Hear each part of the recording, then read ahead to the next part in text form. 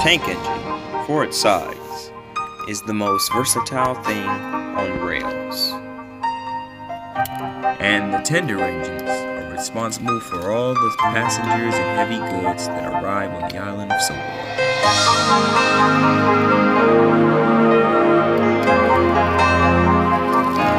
This is NWR Stories.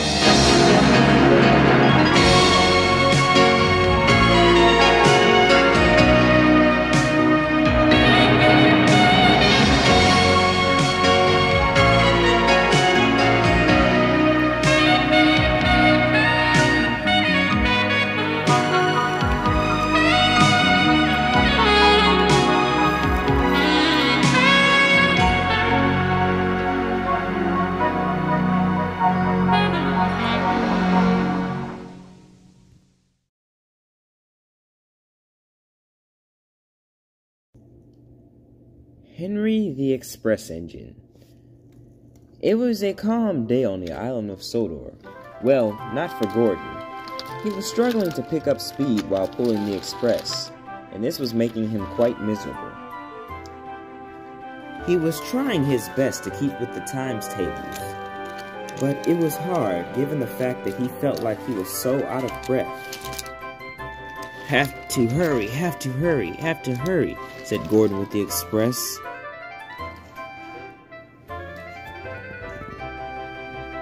Slow down, Gordon, said his driver. We're not running a race. But Gordon didn't listen.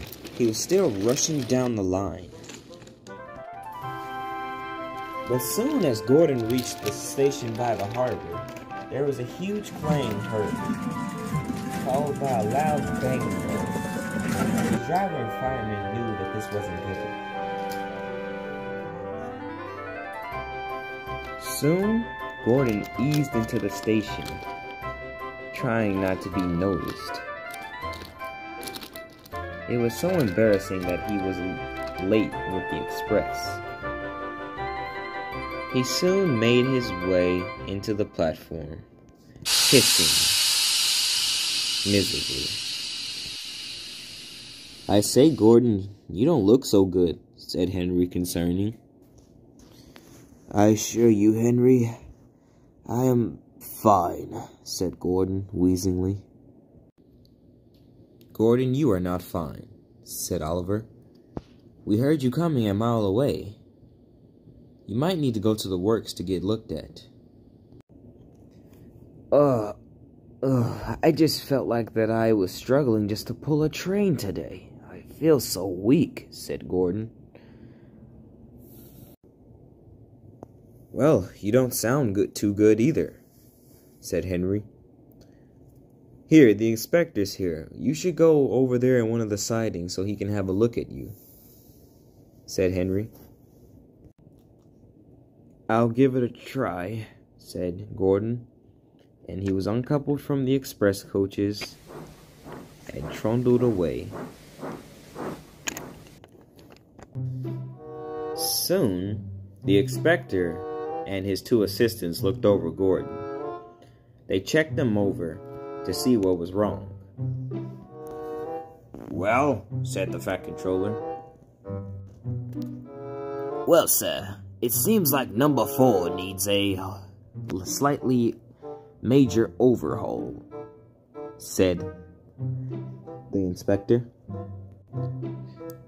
"I fear this would come," said the Fat Controller. So, what is basically wrong with him?" "Well, he needs a new boiler. His coupling rods are a bit loose, and don't even mention his smoke box," said the inspector. "Well, I'll see what I can do," said the Fat Controller. "As a matter of fact, I don't. Time to call in a favor from the director of the National Railway Museum in York." Later, when the inspector left, the Fat Controller came to see Gordon. "Well, Gordon, it's the time we've always feared. It's time for you to receive an overhaul." I knew it, sir. Hopefully this isn't costing you any money. No, not at all. Actually, you're getting an overhaul and plus a visit to the National Railway Museum. Really? Said Gordon, perking up. Yeah, you're gonna be there with Flying Scotsman. He'll be there to keep you company. Well, that's a plus side, said Gordon. But what about the Express? We'll deal with that later. You are more important than the Express, said the Fat Controller. Thank you, sir, said Gordon. The next day, Gordon left for York. All the engines were sad to see him go, but they had to realize that the railway still needed to run whether Gordon was here or not. The next day, Henry was collecting a train from the station by the harbor, when the Fat Controller was waiting there for him. Ah, Henry, there you are. Leave those freight cars here. I'll send another engine to collect them. But sir, who will take my goods trains? And what am I going to do? Asked Henry, puzzled. I want you to go pull the Express while Gordon's away. You're not going to be its permanent engine, but I'm going to need you for the next couple of weeks. Can you handle that? Said the Fat Controller. Sure, sir.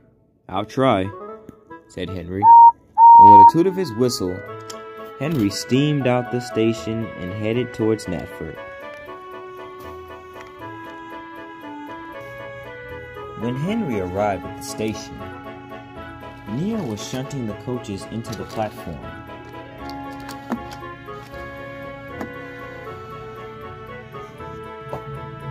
Thank you, Nia. I really appreciate it, said Henry.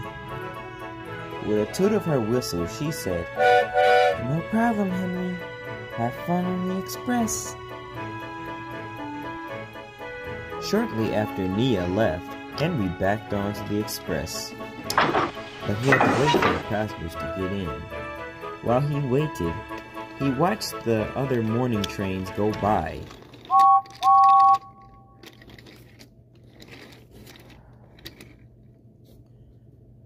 Good luck with the Express, said Thomas, leaving with his early morning train. Soon it was 8 o'clock and the Express was ready to leave.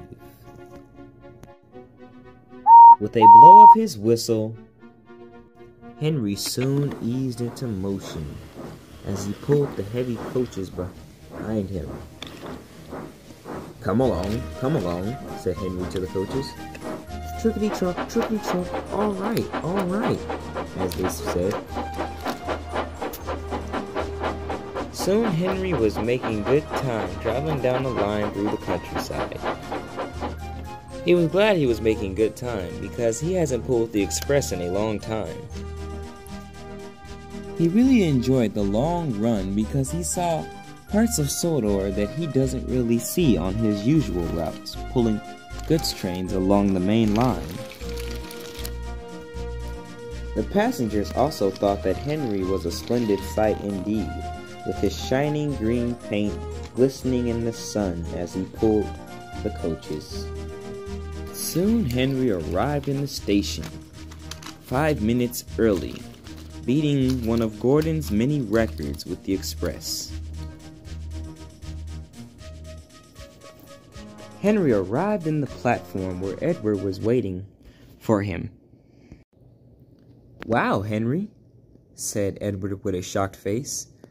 You're here early. Gordon hasn't arrived this early in, well, years, said Edward with a surprised look. Well, I had to make an impression after all. It's not every day that I get to pull the Express, said Henry. Well, great job, said Edward. You're a guaranteed connection. Edward had to wait before he left because a passing goods train had to stop by. Then, with a toot of his whistle, Edward soon left with his train.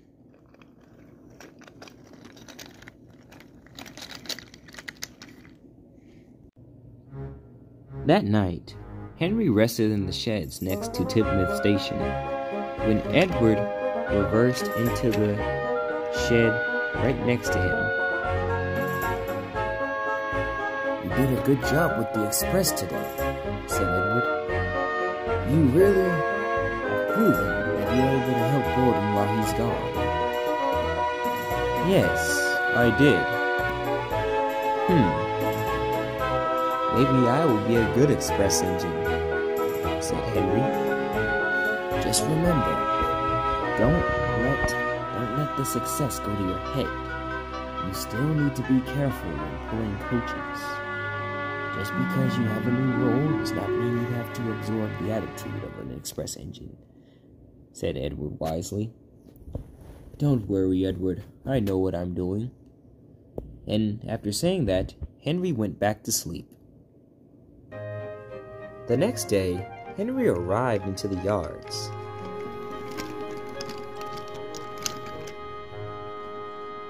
When he arrived near the station, he looked on the siding and saw that the coaches were not in the platform.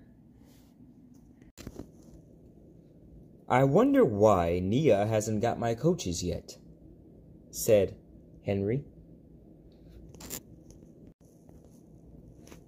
"They radioed and told us that she's having trouble steaming up, Henry. We're gonna have to collect them ourselves. Oh, and while we're at it, we need to fill up our water tanks," said his driver. No, sir. We can make it. I have enough water from last night." And with that, Henry rolled off to get his coaches. Soon, Henry grabbed his coaches and set off with the express, determined to make up for lost time.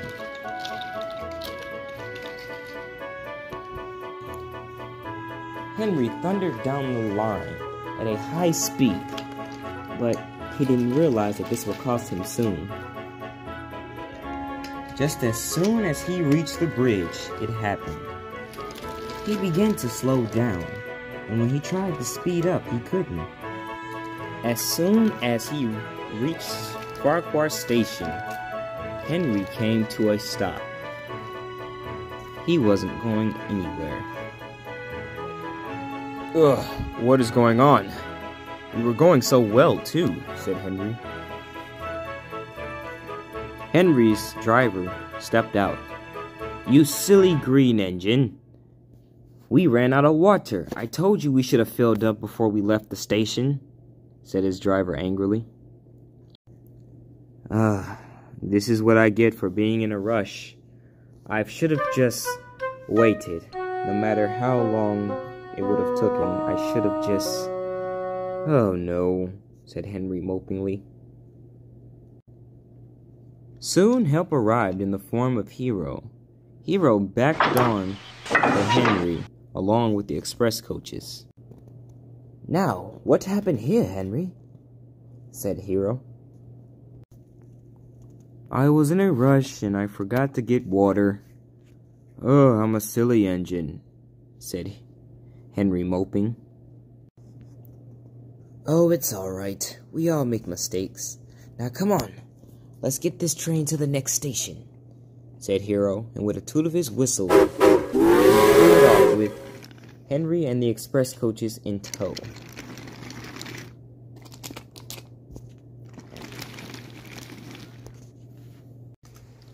It took a while, of course, but soon Henry and Hero made it to Kirk Ronan. Henry was very embarrassed, but he was just glad to get his train to its destination. "Henry, what happened? You were supposed to be here 20 minutes ago," said Edward, confused. "Well, I ran out of water because I forgot to refill my tanks before collecting the express. So I ran out of water outside Farquhar and Hero had to take me here," said Henry, embarrassed. "Well, you shouldn't have been in a rush. It was okay. The passengers would have understood," said Edward. I know. I apologize, said Henry. You were right. I let the express go to my head in thinking that I was supposed to be in a rush all the time. I know now that it was not the right thing to do. Well, I'm glad you learned your lesson, said Edward. That evening, the Fat Controller arrived to talk to Henry about what happened today. Henry, I am actually surprised at you today. Why didn't you take on water before you took the express? I'm sorry, sir. It's just I was trying to hurry up and get my train ready. I didn't want to waste any time. Coal and water are one of the most important resources on this island, and they should be used before doing anything else. Luckily, the passengers understood why, so we won't have to give any refunds. But you have to understand, you are pulling one of the most important trains while Gordon is away getting overhauled. Yes, sir. Sorry, sir. But I am intrigued by your success recently. You did well pulling the express. Even though I'm rotating a few engines on it, I'm going to need you to be one of the main engines. Can you do that? Yes, sir, said Henry. So from that day forth, Henry made sure he did the right thing while pulling the express. With Gordon being gone at the works, Henry was determined to keep Gordon's reputation with the express alive. So he continued to make sure that the express was on time and really reliable. And to show his gratitude for the save, he even lets Hero take over for the express on some days, which a lot of the engines are surprised that Hero can go at a high speed while pulling an express train. But in all, Henry makes sure he does a good job so that he can keep the express running until Gordon gets back. The end.